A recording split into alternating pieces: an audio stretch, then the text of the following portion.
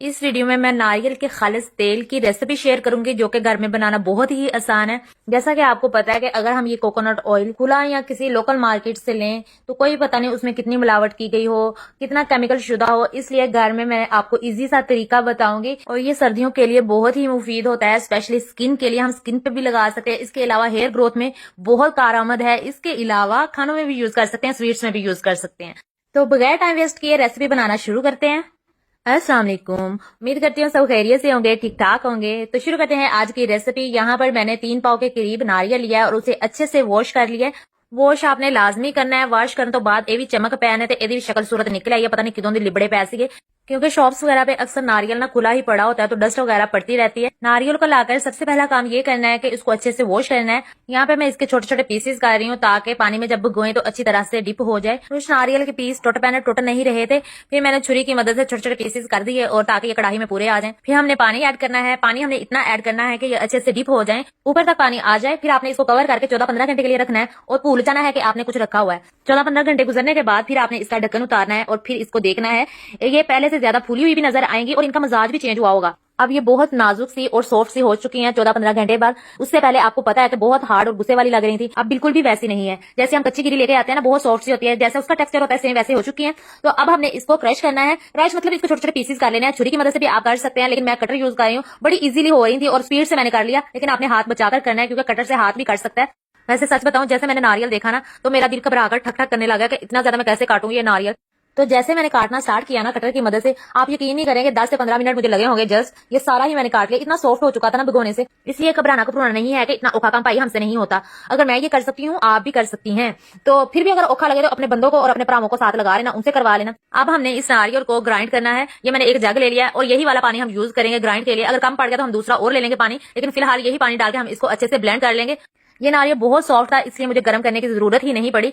Otherwise आप ना blend करने से पहले इसे नीम गर्म कर सकते हैं, उसके बाद आप इसे ब्लेंड करेंगे तो इजीली ब्लेंड हो जाएगा। वैसे तो ये इजीली ही हो गया था, मुझे गर्म करने की जरूरत ही नहीं पड़ी। अगर आपको फील होना कि थोड़ी सी हार्ड लग रही है तो आप थोड़ा सा इसे गर्म कर लेना, नीम गर्म होने तक इसको गर्म करना, उसके बाद आप ब्लेंड करना। सारा ही नारियल इसी तरह मैंने ब्लेंड कर लिया था और बड़े से एक बाउल में इसे डालती गई। अब मेन काम की तरफ आते हैं। यहाँ पे मैंने एक मलमल का कपड़ा लिया है और ब्लेंड किया हुआ नारियल मलमल के कपड़े में डालते जाना है। एक ही दफा सारा ना लाद देना, ये कौन सा कहीं नसा जा रहा है, आराम आराम से थोड़ा थोड़ा करके डालना है क्योंकि हमने इसका मिल्क निकालना है, कोकोनट मिल्क निकालना है। इसको अच्छी तरह निचोड़ेंगे, अगर कम होगा तो इजीली निचोड़ा जाएगा। आपने थोड़ा थोड़ा करके इसका जो मिल्क है वो निकालते जाना है और जो इसका बरादा होगा उसको साइड पे रखते जाना है। और ये जो कोकोनट हम लेके आते हैं ना, क्रश कोकोनट, ये भी आपको बनाने का इसी रेसिपी में तरीका बता दूंगी। अच्छी तरह से इसको निचोड़ना है और एक दफा ये प्रोसेस करने के बाद सेम यही प्रोसेस एक दफा हमने फिर से करना है। ये जो बरादा है ना, इसके अंदर पानी डाल के एक दफा से फिर से हमने इसके अंदर से मिल्क निकालना है। कुछ लोग 3 दफा भी ये प्रोसेस करते हैं, लेकिन मैं 2 दफा ही करूंगी क्योंकि मुझे होता है कि आप लोगों को इतना ना खपाऊं, इतने याब में ना डालूं और इजीली जो आप लोग कर सके बस उतना ही बताऊं। तो कुछ लोग ये 3 दफा प्रोसेस करते हैं, लेकिन हमने 2 दफा ही प्रोसेस किया है और ये इसका मिल्क निकला है। और ये जो बरादा है कोकोनट जो क्रश जो बचा था निचोड़ने के बाद, मिल्क निकालने के बाद ये बचा है। तो ये जो क्रश नारियल बचा है ना, अगर पानी डाल के हम तीसरी दफा भी ये प्रोसेस कर लेते हैं ना तो नारियल का टेस्ट जो है इसमें मजीद कम हो जाना था। तो इस क्रश नारियल ने भी कहना था सारा जूस तो निकाल लिया तो मुझे फोक को भी सूट दो, मेरा क्या काम।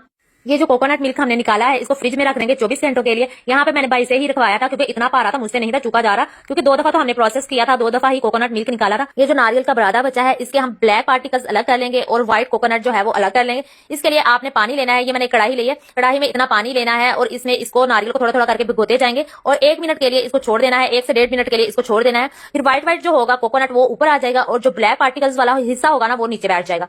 तो व्हाइट व्हाइट वाला हम ऊपर से उतार लेंगे और ब्लैक वाला जो होगा उसको सेपरेट कर लेंगे। ये नारियल स्वीट डिश में यूज होता है। इसके अलावा नारियल की बर्फी बहुत मजेदार बनती है, बहुत मजे की बनती है। आगे मैं आपके साथ रेसिपीज भी शेयर करूंगी।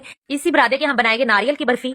और ये जो व्हाइट वाला है पुराने शरोने आना फिर बंदा व्हाइट वाला पा लेना। तो आम घर में खाने के लिए ना ब्लैक वाले के भी आप बना सकते हैं, तो ये बर्फी वगैरह में यूज कर सकते हैं। ब्लैक वाला और व्हाइट वाला स्पेसिफिक डिशेज के लिए आप यूज करना। तो ये गीला गीला है, इसको हम ड्राई करेंगे, धूप में रख के इसको ड्राई कर लें या पंखे के नीचे रख के इसको ड्राई कर लें, लेकिन आपने गीला गीला इसको सेव नहीं करना, बिल्कुल ड्राई करना है, उसके बाद आपने यूज करना है। कोकोनट मिल्क को आपने पूरे दिन के लिए ही फ्रिज में रखना है, लेकिन मैंने इसको 24 घंटे के लिए रखा है। तो आप इसकी कंसिस्टेंसी देख सकते हैं, माशाल्लाह से एक मोटी सी इसकी मलाई की लेयर ऊपर आ गई है नारियल की। हमने ऊपर से जो नारियल है कोकोनट है उसको अलग कर लेना है, जिसका हमने कोकोनट ऑयल बनाना है। और ये जो नीचे वाला पानी है इसे आप वेस्ट ना कीजिएगा, इसे आप आटा गूंथ सकते हैं और अगर आपने कड़ी बनानी है कड़ी में भी ये यूज हो सकता है। तो अच्छी तरह से ये सारी मलाई जो है ये हम निकाल लेंगे क्योंकि कुछ टूट गए थे, थोड़े बहुत जो रह गए थे मलाई के पीसेस, और वो भी हम इस तरह स्ट्रेनर की मदद से निकाल लेंगे।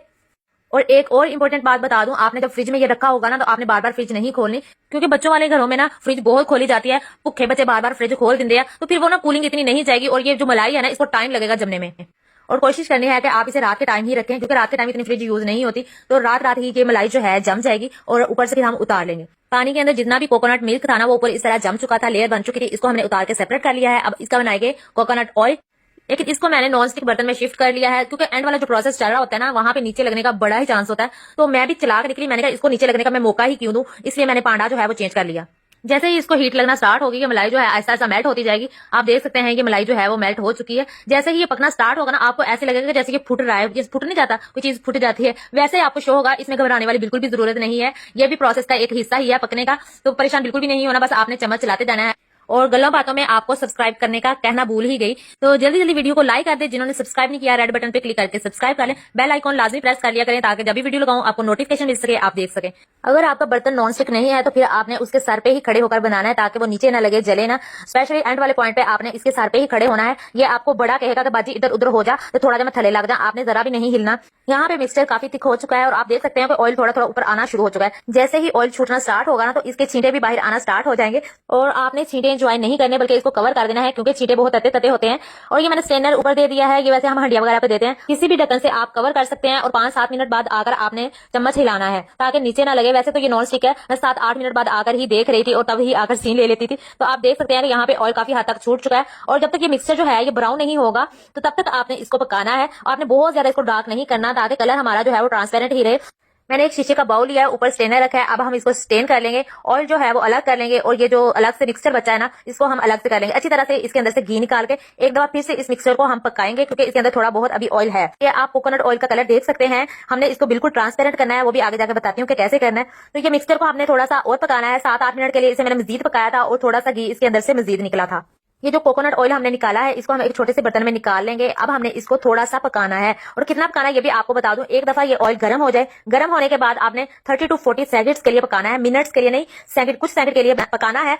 ये देखें ऑयल ट्रांसपेरेंट हो चुका है। अब हम इसको निकाल लेंगे। आप भी जिस चीज में निकालना चाहते हैं, जिसमें इसको प्रिजर्व करना है, उसी में निकालिएगा। मैंने एक जार लिया है, मैंने इसमें निकाल लिया है, लेकिन एक जार फुल होने के बाद भी थोड़ा सा ऑयल जो है वो बच गया था, तो मैंने कहा इसको भी किसी चीज में निकाल लेती हूँ। ये कोकोनट ऑयल बहुत ज्यादा हेल्दी है, आप इस सर्दियों में एक दफा लाजमी बनाकर रखें, बहुत फायदे हैं इसके। बाकी जो कोकोनट ऑयल बचा था उसे भी मैंने एक छोटे से बाउल में निकाल लिया है। तो बाहर से अगर लेना बहुत ज्यादा एक्सपेंसिव मिलता है, होता भी केमिकल वाला, ये बिल्कुल प्योर और खालिस बना है। इसके अलावा कोकोनट का जो बुरादा बचा वो भी हम यूज में लाएंगे, उसकी भी बर्फी और बहुत सारी चीजें आप बना सकते हैं। और यहाँ पे आपको लग रहा होगा कि इसका कलर उसका कलर चेंज है, लेकिन सेम कलर है, वो जार में है, इस वजह से उसका कलर थोड़ा अलग लग रहा है। तो इसको भी मैंने ड्राई होने के लिए पंखे के नीचे ही रखा हुआ है। वैसे इतना अगर कोकोनट लाइनर 500-600 का मिल जाता है, लेकिन ये हमें वैसे ही इतना फ्री में मिल गया, जिसके अंदर से हमने कोकोनट ऑयल निकाला था।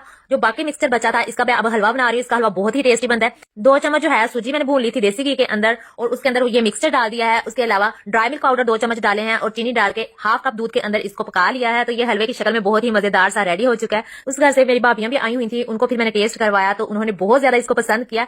अगर आप बर्फी शक्ल में इसको काटना चाहते हैं, बर्फी शक्ल में भी इसको काट के सर्व कर सकते हैं। मैंने इसके छोटे छोटे पीसेस कट कर लिए थे, और इस बेचारे गरीब के बाल को ठंडा होने का टाइम ही नहीं मिला, गरम गरम ही सबने खा लिया, क्योंकि टेस्टी ही इतना बना था कि हमने वैसे ही खा लिया। तो यही करते हैं रेसिपी का एंड। मिलेंगे इंशाल्लाह नेक्स्ट रेसिपी के साथ। अल्लाह हाफिज।